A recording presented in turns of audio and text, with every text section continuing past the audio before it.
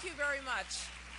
I'd like to thank you, Walter, for that kind introduction, but I'd also like to thank you for the opportunity that Walter did give me to play with some students from the Aspen Music School. I was a student myself in the Aspen Music School in 1972, and the experience was terrific, and it absolutely convinced me that I'd made the right choice to move on from music. I'd also like to recognize my good friend and colleague, Margaret Spellings. We have been...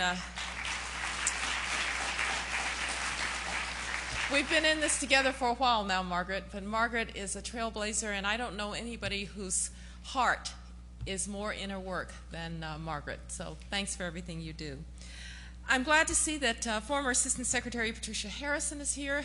Patricia was our Educational and Cultural Affairs Assistant Secretary at the State Department, and she's now the CEO of the Corporation for Public Broadcasting, and we remain very grateful for her years of service. Now, I want to talk a little bit about education. As an educator, I have a really firm appreciation for the work that is done each day and every day in the classrooms across America to enrich lives and to uplift people. So I know that I am among educators and that I don't need to convince you of the essential role that education must play in our society. I know, too, that I don't have to convince you that we have a lot of work to do because we are really not succeeding at that task in the way that America must.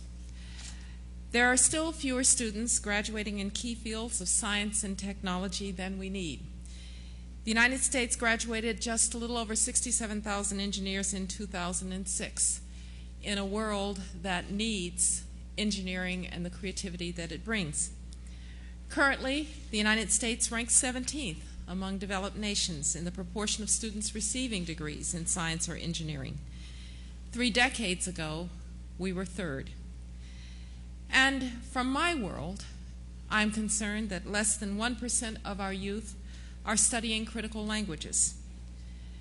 Now, that would be trouble enough, but it is even more troubling that many children, particularly from underprivileged backgrounds, are simply not finishing high school.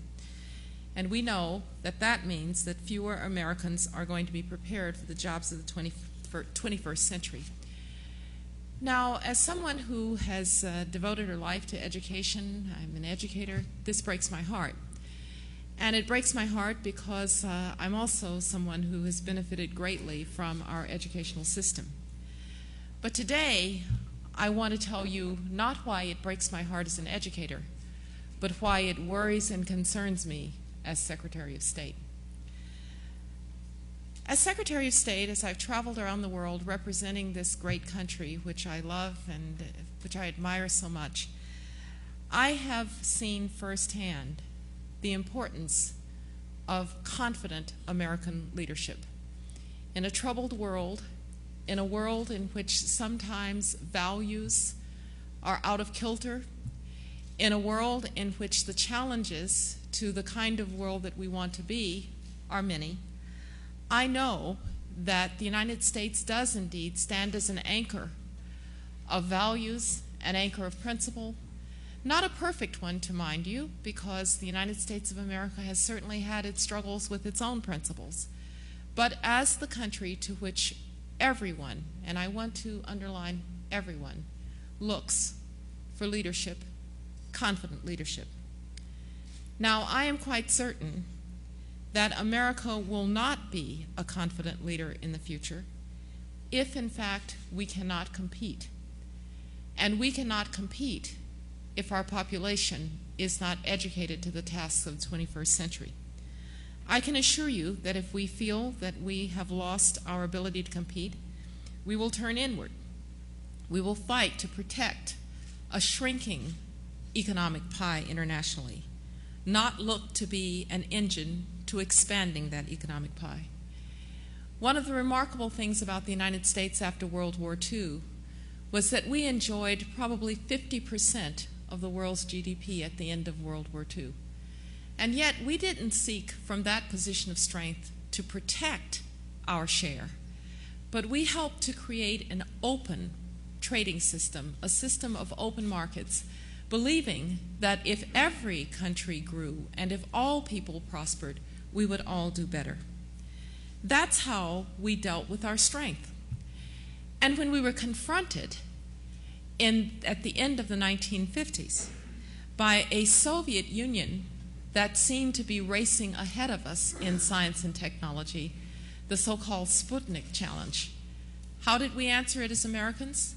Not to get fearful, not to turn inward, but to say that's a challenge that we can take on, and to decide we were going to go to the moon. And not only that, but we took on the Sputnik challenge by making it the patriotic thing to do to learn Russian. Now, I was one of the beneficiaries of that national defense languages approach, having myself fellowships under that program to learn to speak Russian. And so when we have been challenged in the past, we have believed and been confident in our ability to meet those challenges because we were confident in the strengths of each and every individual American to meet the challenge and to succeed. So America, in order to lead from confidence, is going to have to train and educate its people so that we know that we are indeed capable of competing. But more than that kind of common wisdom thinking about why it is that we need to educate our people, I want to argue to you that this also has to do with leading from a sense of who we are. You know, around the world, I know that America's military strength is not what's really admired. It's respected, to be sure. And I know, too, that not even our economic power is really admired. It is desired, and it is even at times envied. America is admired around the world because of who we are and what we represent. We are a nation where you can get ahead regardless of your circumstances. We are a nation that values merit and that values hard work over where you came from. That's, in fact, what draws so many immigrants to this country. A nation of opportunity and creativity and innovation that lets each and every individual achieve at the highest level possible for that individual. It's what leads people to try to make a better life for families who are living in subsistence.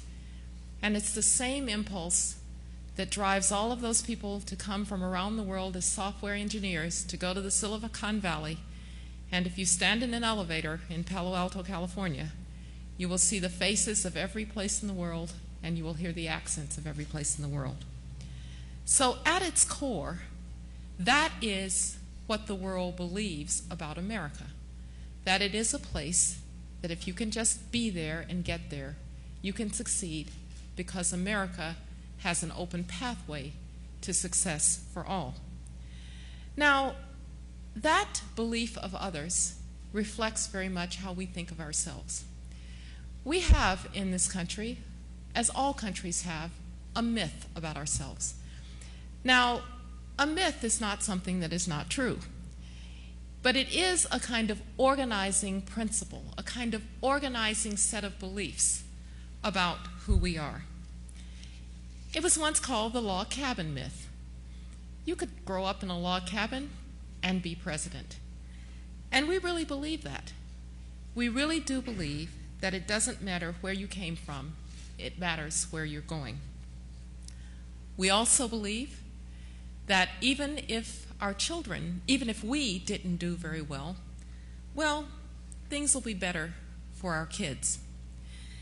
Now, in my own family, this value was so strong in grandparents who just believed that America, despite the limited horizons of Birmingham, Alabama, was going to be better for their kids and their grandkids than it was for them.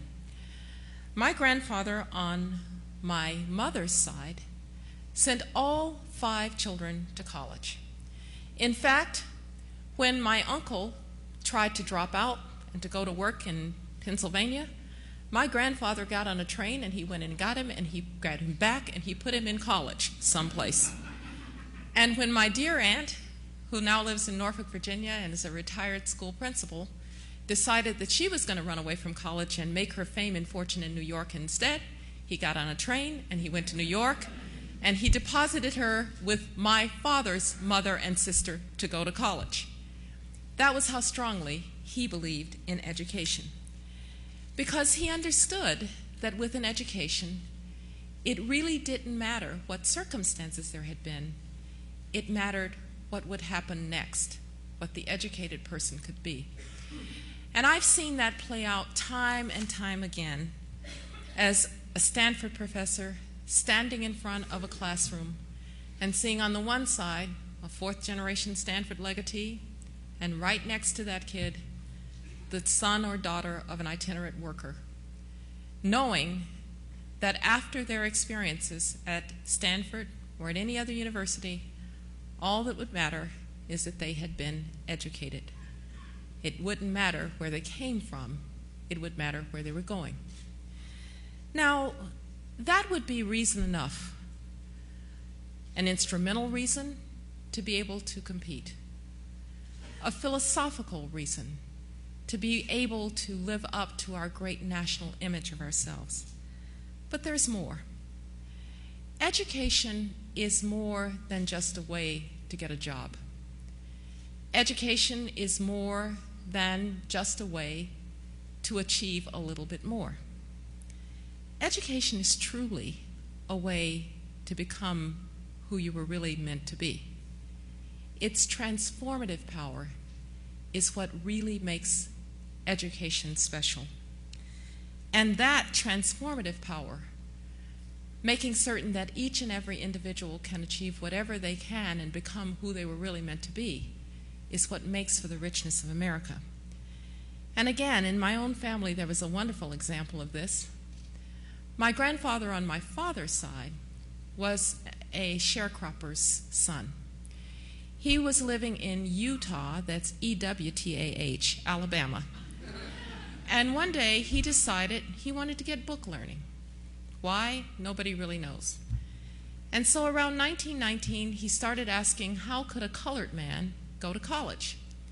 And they said, well, you see, there's this little Presbyterian school about 60 miles from here called Stillman College. And you could get a degree there. So my grandfather saved up his cotton, and he made his way to Tuscaloosa to go to Stillman College. And he made it through the first year, and then in the second year they said, all right, now how are you going to pay for your second year? And he said, well, I don't have any more cotton. They said, then you'll have to leave. And he said, well, how are those boys going to college? They said, well, they have what's called a scholarship. And if you wanted to be a Presbyterian minister, then you could have a scholarship too. My grandfather said, that's exactly what I had in mind. And my family has been Presbyterian and college educated ever since.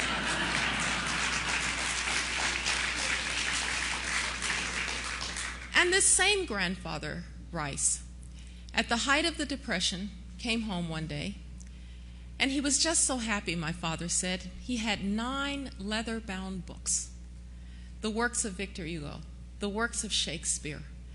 And my grandmother said to him, John, how much did you pay for those books? And he said, $90, the height of the Great Depression. She said, how are we going to pay for them? He said, don't worry, we can pay for them on time. My grandmother was not amused. But he knew something, that this sharecropper's son, exposed to Shakespeare and Victor Hugo, would somehow be different. And one of the proudest moments for me was when my grandfather died in 1954, just before I was born, but when my father presented the 5 remaining leather-bound books to me on the day that I got my PhD. Now, I suspect that Granddaddy Rice would have known that passing this on from generation to generation to generation was passing on more than opportunity. It was passing on a dream.